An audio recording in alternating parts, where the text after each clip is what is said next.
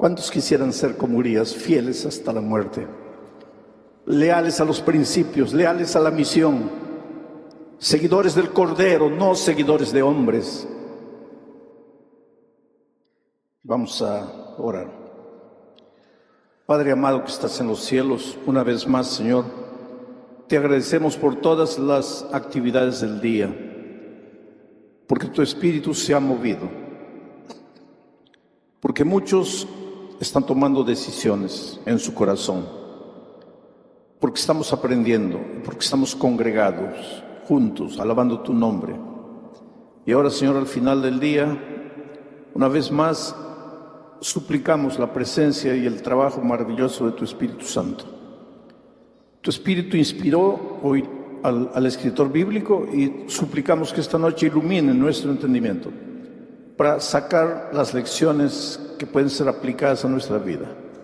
Muévete soberano esta noche una vez más en el nombre de Jesucristo. Amén. Queridos, el texto para esta noche está en el segundo libro de Samuel. Voy a pedir que coloquen en la tela el texto, o soy yo el que... No. Segundo de Samuel, ahí está. Segundo de Samuel, capítulo 11. Voy a leer 3 versículos en la noche. Pero el personaje central de esta noche es Urías. Urías era eteo, otros le dicen hitita. Cuando el pueblo de Israel entró a Canaán, a la tierra prometida, la tierra de Canaán estaba habitada por los jebuseos, los amorreos, los cananeos, los heteos. Urías era de la tribu de los heteos. Muchos de los habitantes originales de Canaán, entre ellos Urías, se convirtieron, quiere decir, aceptaron al Dios de Israel y se convirtieron. Entonces, Urías es uno de ellos. Se unió al pueblo de Dios y se unió al ejército de David. Es como si pudiéramos decir así hoy: tú eras de una iglesia y conociste el mensaje bíblico y aceptaste el mensaje y ahora viniste a vivir el conocimiento pleno de la palabra de Dios. Voy a abrir un paréntesis para explicarles lo siguiente. El otro día yo estaba estudiando la Biblia con un joven y a medida que le iba explicando, sus ojos se comenzaron a brillar, se comenzó a emocionar. Un joven, ¿cómo le llama catequista, un maestro de Biblia en su iglesia. Se comenzó a emocionar y me dice: pastor, quiere decir que yo toda mi vida estuve equivocado. Toda mi vida estuve equivocado. Y yo le dije: no, pero usted me está mostrando que la palabra de Dios dice otra cosa. Y yo le dije: no, tú no estabas equivocado, tú estabas creciendo. Y te voy a explicar eso, porque a veces nosotros no hacemos evangelismo. A veces, por más sinceros que seamos, no hacemos evangelismo, hacemos proselitismo. Y hacer proselitismo no es hacer evangelismo. ¿Cuál es la diferencia entre hacer proselitismo y hacer evangelismo? Hacer evangelismo es explicar el evangelio, alcanzar con el evangelio a las personas, mostrarles el evangelio. Eso es hacer evangelismo. Naturalmente que el evangelio no es solo que Jesús te salva. El evangelio te enseña lo que Jesús hizo por ti y te enseña el camino en que debes andar. Ese camino en que debes andar es la doctrina. Entonces, cuando tú haces evangelismo, tú presentas el evangelio, pero no es solo el perdón de Dios, sino también las enseñanzas de Dios, donde está todo el cuerpo doctrinal. Pero hacer proselitismo es otra cosa. ¿Qué es? Probarte que tu iglesia es falsa y que mi iglesia es verdadera. Eso es hacer proselitismo. El proselitista no tiene un concepto correcto del evangelio. Él parece más jugador o fanático de fútbol. Tú eres de las Chivas no valen. Yo soy de las Águilas, vente para las Águilas. Tú eres de la Alianza no vale, vente para la U. Tú eres del Boca Junior no vale, vente para el River Plate. Tú eres bautista, no, vente al adventista. Tú eres católico, vente al adventista. Eso es hacer proselitismo. Esa no es la misión que Dios nos dio. La misión que Dios nos dio es evangelizar, es presentar el evangelio redentor. Solo que al presentar el evangelio redentor, pues sucede una cosa interesante. Tú vas mostrando también el plan de Dios para tu vida. Yo me podría pasar toda la noche contándoles historias. Háganme recordar del joven este que comenzó a ponerse triste y me dijo: estoy equivocado. Bueno, hace muchos años atrás, muchos años atrás, cuando yo era un joven, trabajé en la selva de mi país, en la Amazonía. Y ahí en la ciudad había una casita parroquial al lado de una pequeña iglesia católica. Y al ladito, la casa parroquial, donde vivía el párroco que cuidaba de la iglesia de ellos. Y mi esposa un día me dice: ese padre vive solito, ¿quién le cocinará? ¿Cómo vivirá solo? Porque la mayoría de los que vivían ahí eran nativos o colonos. Él estaba solito ahí. Entonces mi esposa me dice un día: ¿por qué no le invitas a cenar? Yo voy a preparar una rica cena, tráelo a cenar. Entonces me acerqué y le digo: hola. Él me dice: hola. Me miró medio asustado, sí, porque él sabía quién era. Él sabía que yo era el pastor y yo sabía que él era el párroco. Le digo: mira, yo vine con una invitación de mi esposa. Quisiera cenar esta noche en casa.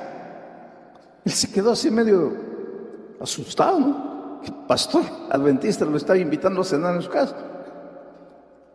Me dice: sí, voy. Y en la noche llegó trayendo una botella de vino. El vino que él usaba en la comunión, en la misa del domingo, pero él se trajo para la cena. Y bueno, comenzamos a cenar, a conversar antes de comer. Pues nosotros hacemos una oración, ¿no? Agradecemos a Dios. Le dije: ¿me permites agradecer a Dios? Sí. Oramos. Y él me dice: ¿no vas a abrir la botella de vino? Digo: sí, yo la voy a abrir. Y le serví. ¿Y para ti? No, es que yo no bebo alcohol. No sabía, discúlpame, porque si hubiera sabido no hubiera traído. No, pero tú bebe, tranquilo, no hay problema, pero yo no bebo. En resumen, nos hicimos amigos, porque no fue la única vez que vino otra vez, vino muchas veces. Nos hicimos amigos, a tal punto que yo le dije: mira, a veces yo viajo y me llevo a mi esposa. Si tú quieres, entra a la casa, come lo que hay para comer. A ese punto llegamos, amigos. Un día, porque después de la comida venía la tertulia, hablábamos, conversábamos de todo menos de religión. Nos hicimos amigos. Pero un día él me dice: Alejandro, yo te estoy observando a ti y a tu esposa. Ustedes son personas buenas. Tú eres un hombre bueno. Te voy a hacer una pregunta, no sé si te vas a incomodar con la pregunta. Si tú eres un hombre tan bueno, ¿por qué te has desviado de la iglesia? Le digo: mira, yo estaba esperando que tú me hicieras una pregunta parecida hace mucho tiempo. ¿Tú quisieras estudiar la Biblia conmigo? ¿Cuál Biblia? La Biblia. Sí, pero hay muchas Biblias. Digo: no, hay solo una Biblia. Hay muchas versiones, pero todas las Biblias son la Biblia. Tú traes tu Biblia y yo saco mi Biblia y vamos a comparar, es la misma. Pero ¿quieres estudiar conmigo la Biblia? Ahí comenzaron los estudios bíblicos y comenzamos a estudiar. ¿Tú crees que el primer tema que voy a estudiar con él va a ser Apocalipsis 13? No, solo si yo estuviera loco. ¿Para qué voy a entrar peleando? Pues voy a entrar hablando de los temas que él acepta y que yo también acepto, de los temas comunes, y tenemos muchos temas en común. Y comencé a hablar de Jesucristo, un hombre sincero, honesto, se emocionaba. Y me dice, pero mira, tú conoces mucho la Biblia. Le digo, pues he estudiado teología. ¿Que ustedes, los pastores, estudian teología? Le digo, claro. Yo pensé que ustedes eran así, de los hermanos salía uno y ya era pastor. No, nosotros vamos a una universidad, estudiamos teología, hacemos maestría, hacemos doctorado. Y mira, y él me comenzó a contar cómo era la vida de él, cómo había estudiado, sus sueños. Me dijo que se sentía triste, le leí algunos versículos. Fuimos estudiando, hasta que un día pues llegamos a Apocalipsis 13. Y comencé a mostrarle, mira, esta bestia que está descrita aquí tiene el apoyo del dragón. ¿Quién es el dragón? Lo llevé a la propia Biblia. Lee este texto. ¿Quién es el dragón? La serpiente antigua, que se llama Diablo y Satanás. Entonces, ya no te queda duda que el dragón es el diablo. Sí, correcto. Pero este dragón le da fuerza a la bestia. Ahora vamos a descubrir la bestia. ¿Quién es la bestia? Y comenzamos a leer las características de la bestia. Yo nunca mencioné a ninguna iglesia. Es que algunos hermanos adventistas se ponen nerviosos conmigo porque no ataco a las iglesias, porque no le doy palo a las iglesias. Pero yo te mostraría la cantidad de personas que han venido a Cristo y están en la iglesia porque nunca les di palo, porque los amé, porque con amor les voy abriendo los ojos a las verdades. Y es lo que hice esa noche. Le dije, ¿conoces un poder que hizo esto en la historia? ¿Conoces un poder que hizo esto? ¿Conoces un conocimiento?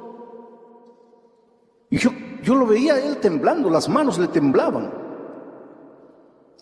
Y de repente se agarró la cabeza y me dice, Alejandro, no me digas, no puede ser.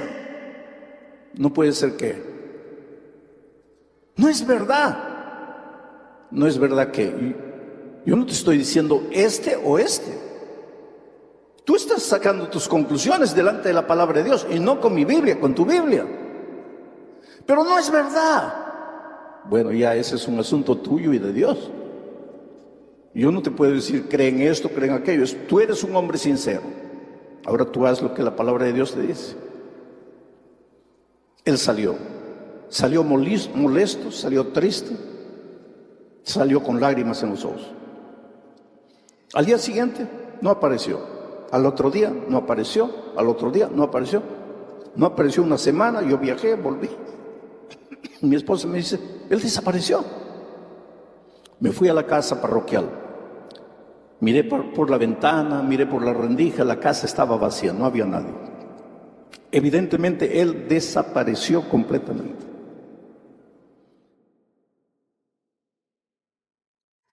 Tres, 4 meses después, llegó un nuevo párroco por la ciudad. Y yo me acerqué a saludarlo, no quiso conversación conmigo. Pasaron los años, yo me vine a Brasil a trabajar. Pasaron años. Y un día llegué al Perú a pasar Navidad. Y ya no me van a decir, el pastor Bullón celebra Navidad.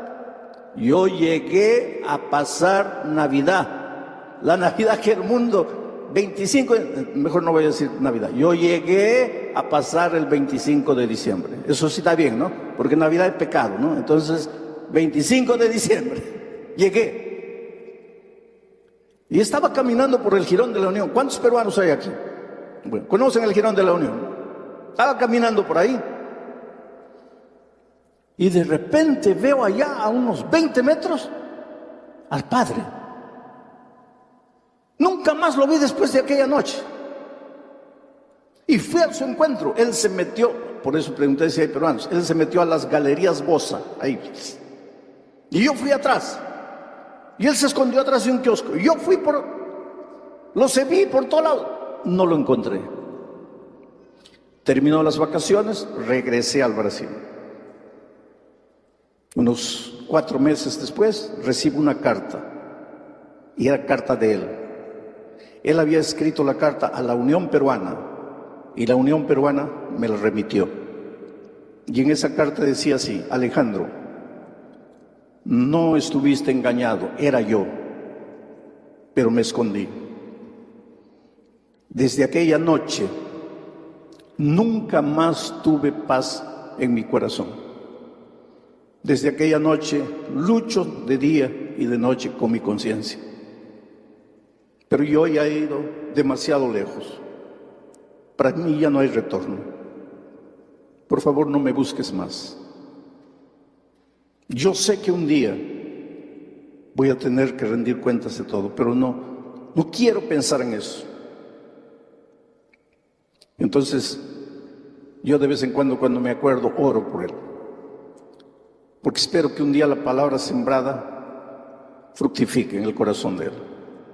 Vuelvo al joven. El joven me dice: estoy equivocado. Le digo: no estás equivocado. Cuando tú vas a la escuela primaria, aprendes a sumar, restar, multiplicar, dividir. Pero ahí la vida no acabó. Vas a la secundaria. ¿Y qué aprendes en la secundaria? Álgebra, trigonometría, física, química. Pero no te quedas ahí, vas a la universidad. ¿Y qué aprendes en la universidad? Física cuántica, trigonometría espacial. Ahora, sería justo que en la universidad, cuando estás estudiando física cuántica, mires a tus años de primaria y digas: cuando estaba en la primaria estaba equivocado. ¿Estabas equivocado? No, estabas aprendiendo. Y eso es lo que le dije a ese joven: tú no estás equivocado, tú sabías lo que sabías. Pero ahora estás delante de una nueva verdad. ¿Qué vas a hacer con esa verdad? El problema de muchos es eso: me encuentro con la verdad y no sé qué hacer con la verdad.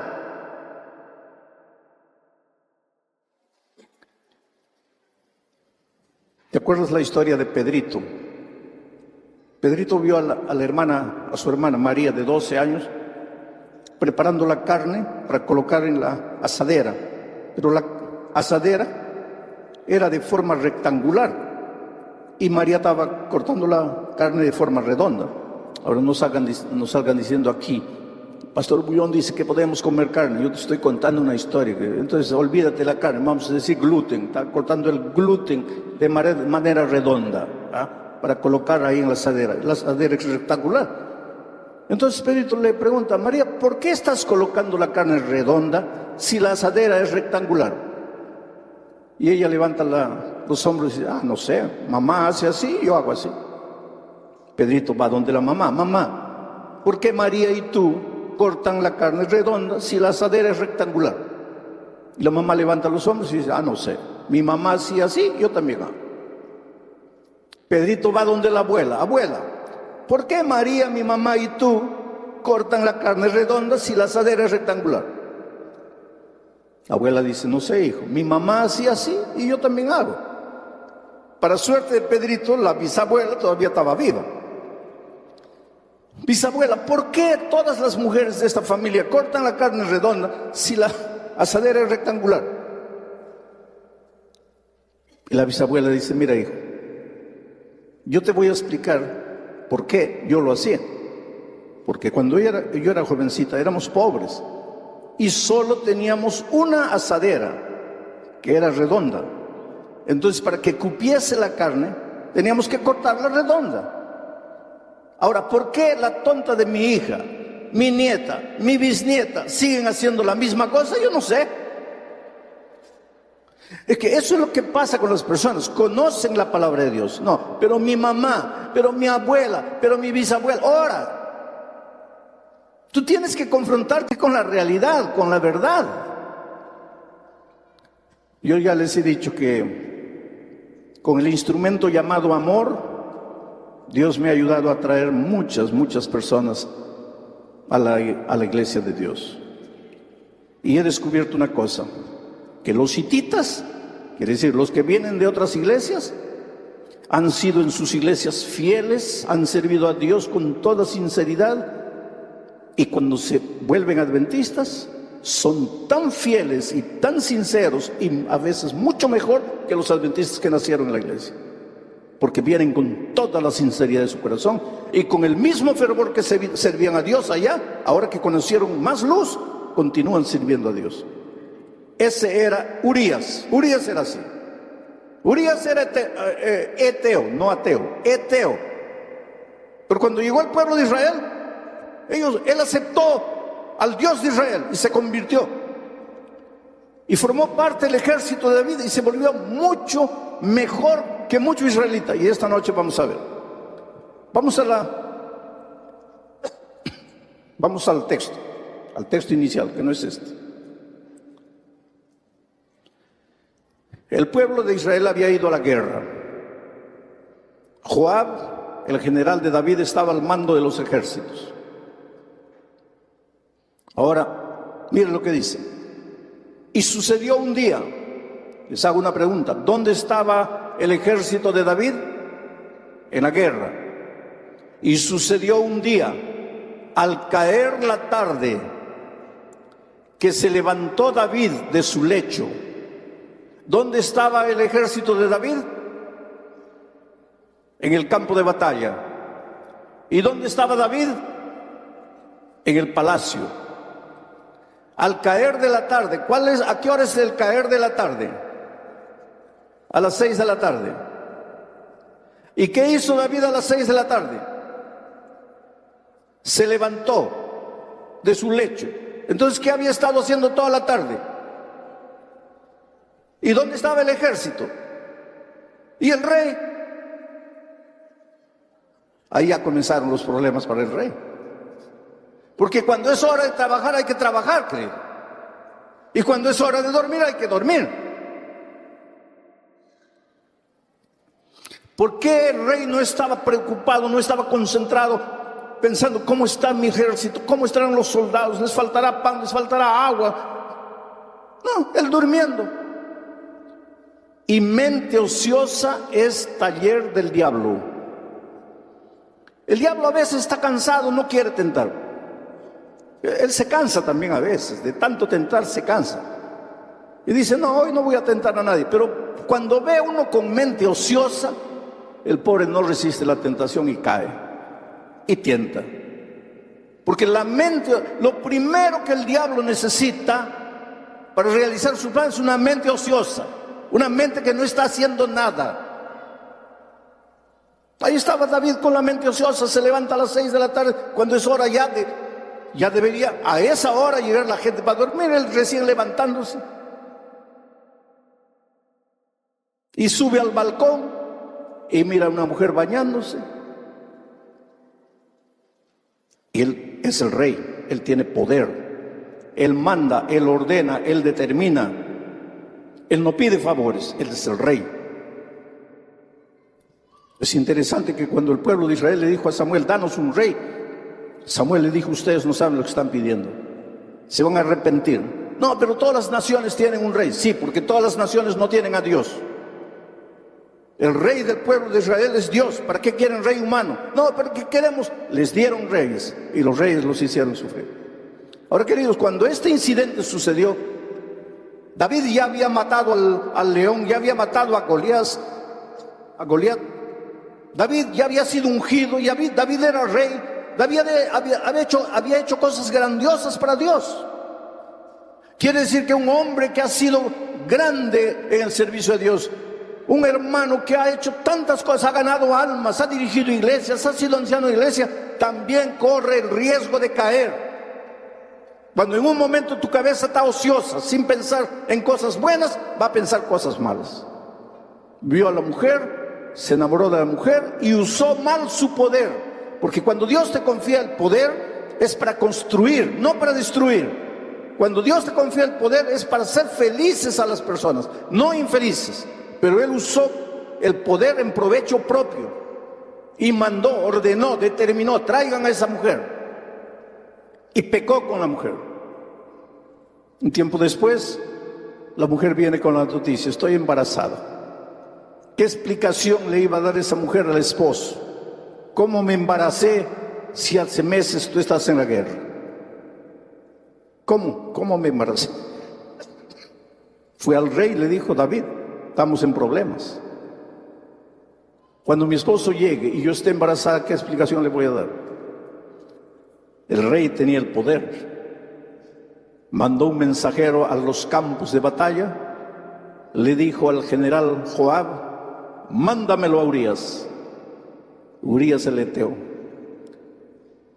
Y le dice: mira, ve a tu casa, tómate unas vacaciones, 2, 3 días, descansa. Has estado tanto tiempo en la guerra. Mira cómo el rey, un rey que fue sabio, un rey que fue un instrumento poderoso de Dios, él usa su inteligencia para urdir planes nefastos, macabros. Porque él pensaba así: si él va a la casa, duerme con la esposa y se va después a la guerra, cuando vuelva y la esposa esté embarazada, pues entonces él va a decir: ah, fue en esa ocasión que fui para allá. Estaba todo preparado. Pero ahí entra el famoso Urías Eteo y mira lo que dice. Y Urías respondió a David, cuando David le dijo: mira, ve a la casa, duerme con la esposa. Urías respondió a David: el arca del pacto, porque el pueblo de Israel nunca iba a la guerra sin llevar el arca. Y dentro del arca estaba la santa ley de Dios. Y la santa ley de Dios es el reflejo de su carácter. Y encima del arca estaba la presencia de Dios. O sea, cuando el pueblo iba para la guerra, nunca iba sin tener la seguridad de la presencia de Dios. Todo te va a ir bien. El matrimonio te va a ir bien cuando tú te cases, pero tengas certeza de que el arca está contigo, la presencia de Dios está contigo. Cuando abres un negocio, te va a ir bien si tienes la seguridad de que el arca está contigo. Cuando inicias cualquier plan, te vas de paseo a Europa, ve, pero ten seguridad de que el arca está contigo. La presencia de Dios te acompaña. No vayas solo. El pueblo de Israel nunca iba a la guerra sin el arca. Y entonces ahora Urías le dice a David: el arca e Israel y Judá están bajo tiendas en el campo. Y mi señor Joab, mi general, y los siervos de mi señor en el campo. Y yo he de entrar en mi casa para comer y beber y dormir con mi mujer. Por vida tuya y por vida de tu alma, yo no haré tal cosa. Por eso te digo que a veces gente que ya grande viene de otras iglesias al pueblo de Dios, a veces son mucho más fieles que los que han nacido y crecido en el pueblo de Dios. Un Eteo que se convirtió, dice: no, el arca no va a quedar en el campo. Mi general, mis compañeros no van a estar en el campo. Esta es la misión de Dios. Yo voy a estar cumpliendo la misión. Yo no puedo estar aquí en casa. Rey, mándame de vuelta. Yo no puedo quedarme aquí. ¿Cómo voy a dormir en mi cama tranquilo, confortable, sabiendo que mi pueblo está en el campo? Ahora, ¿quién debería decir eso? ¿Era quién? El rey. Y el rey durmiendo de tarde y después pecando de noche. Y el otro que se convirtió, que recién entró a la iglesia, fiel, firme, dice: no, yo no lo haré. A lo largo de mi vida he encontrado y he conocido gente aguerrida, ¿sabes? Gente como Urías, comprometida con la misión. La misión es lo primero. Yo hago esto por causa de Dios. Es gente tremenda, ¿sabes? Yo admiro. Una vez llegué a un país, no quiero dar los nombres, pero no había qué comer. Me dieron una botella de agua de Coca-Cola de 2 litros. Entiéndanme bien, no me dieron Coca-Cola, me dieron una botella de agua, pero de Coca-Cola de 2 litros. Y eso era todo el agua que yo tenía para lavarme los dientes, para bañarme y para hacer correr el vaso sanitario. Una botella de agua de 2 litros. Frotaba el cuerpo y ese era el baño que tenía.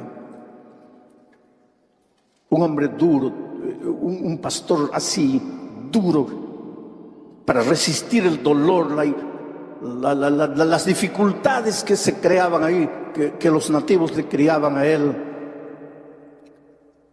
Un día, hay cosas interesantes, ¿sabes? La hora del desayuno, la señora sirve un plátano y yo esperando que venga el restante del desayuno, y era solo el plátano, y no para mí, para los tres, para el pastor, la esposa y para mí.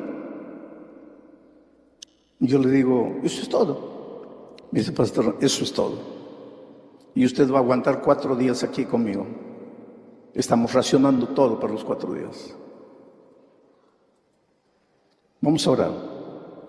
Y yo oré y dije, mira, Señor, si cuando Elías un día estaba con hambre, te pidió comida y tú le mandaste un cuervo trayendo comida, aquí está tu siervo, tu sierva.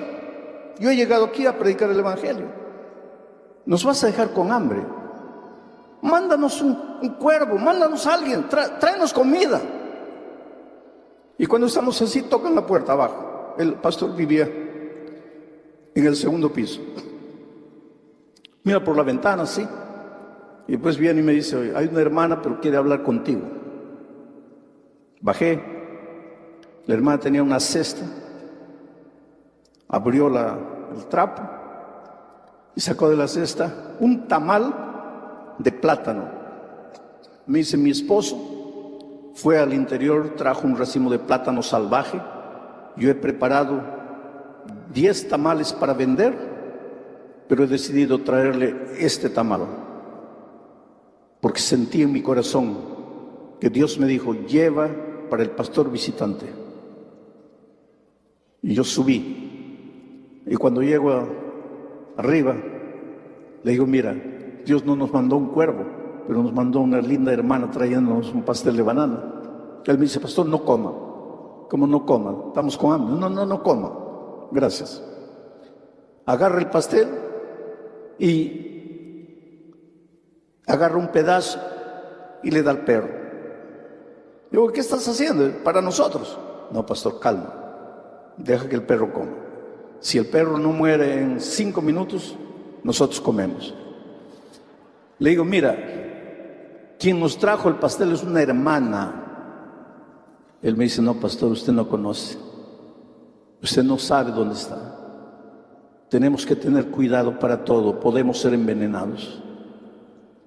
5 minutos después el perro no murió. Comimos el pastel, el tamal de plátano. Pasé 4 días lindos. Las 1000 personas todas las noches escuchando la palabra de Dios, en la hora del llamado, viniendo adelante, aceptando a Jesucristo. Qué días maravillosos. Pero cuando llegó el momento de volver, él me llevó al aeropuerto. Yo lo abracé. Digo, mira, yo me voy.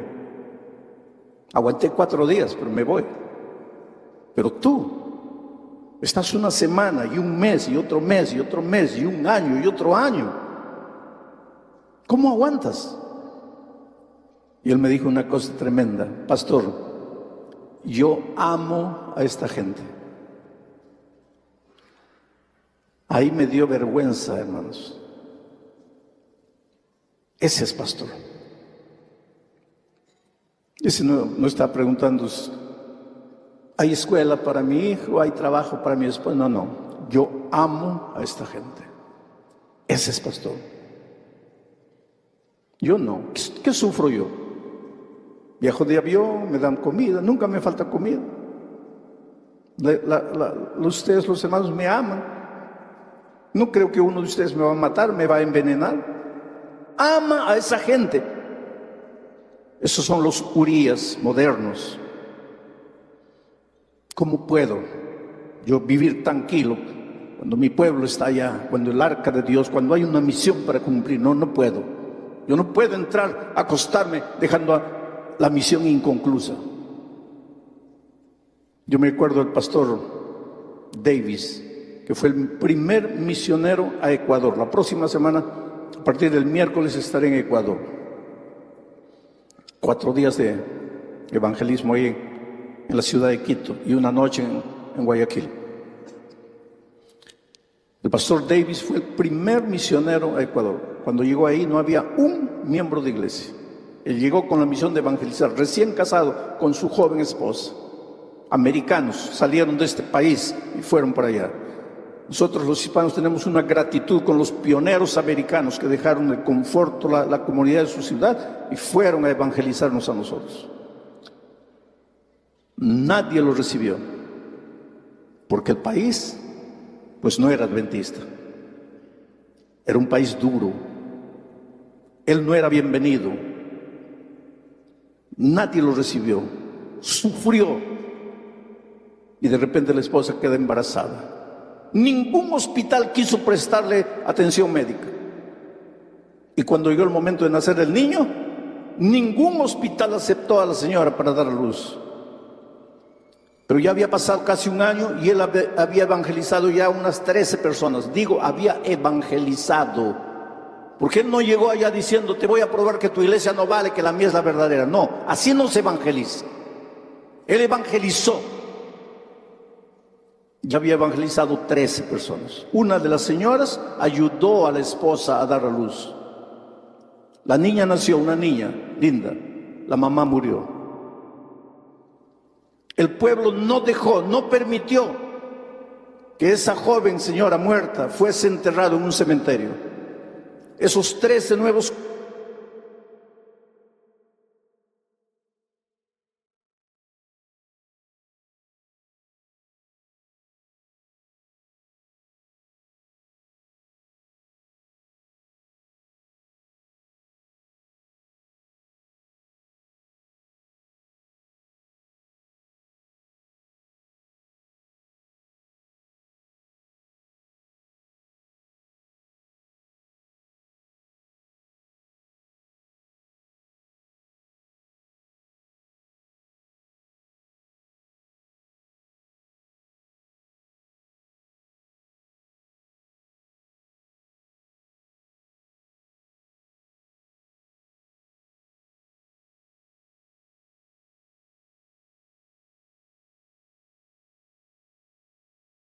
conversos y el pastor Davis cargaron el cajón de la esposa al campo para enterrarlo ahí.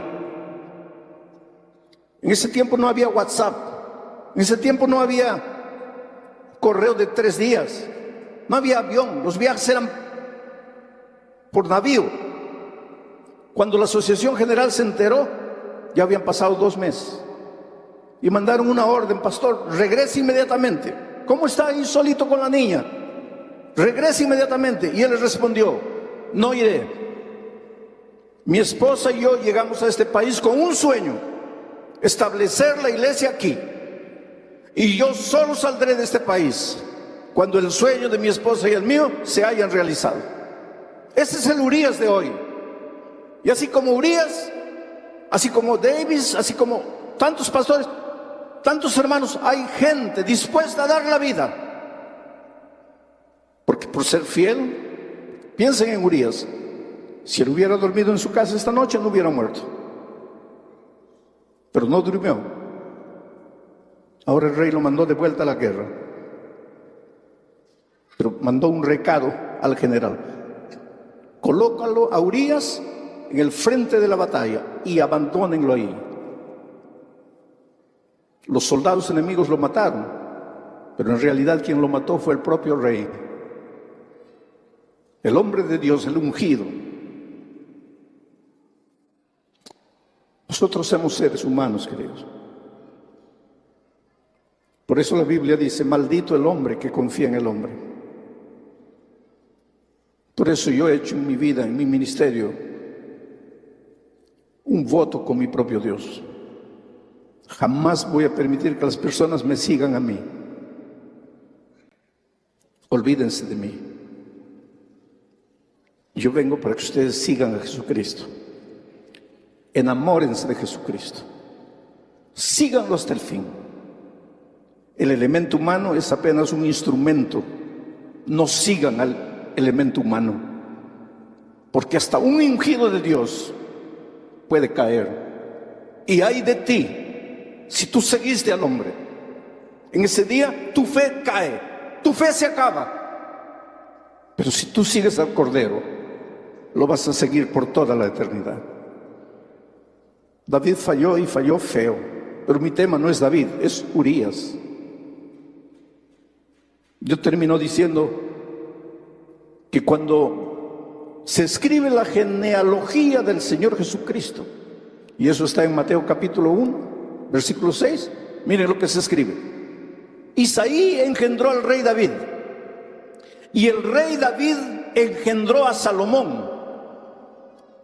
No dice de su esposa, no dice de Betsabé, dice engendró a Salomón de la que fue mujer de Urías. Urías nunca soñó estar en el árbol genealógico de Jesucristo, y aunque él no tuvo participación, su nombre está registrado para la eternidad por su fidelidad. ¿Cuál fue la recompensa de su fidelidad en esta tierra? La muerte. Pero no importa lo que los hombres te hagan, lo que importa es el concepto que Dios tiene de ti. No lo que los hombres piensen de ti, lo que Dios piensa de ti. Y ahí está el nombre de David en el árbol genealógico de Jesús, de Urías. David engendró a Salomón, de la que fue mujer de Urías.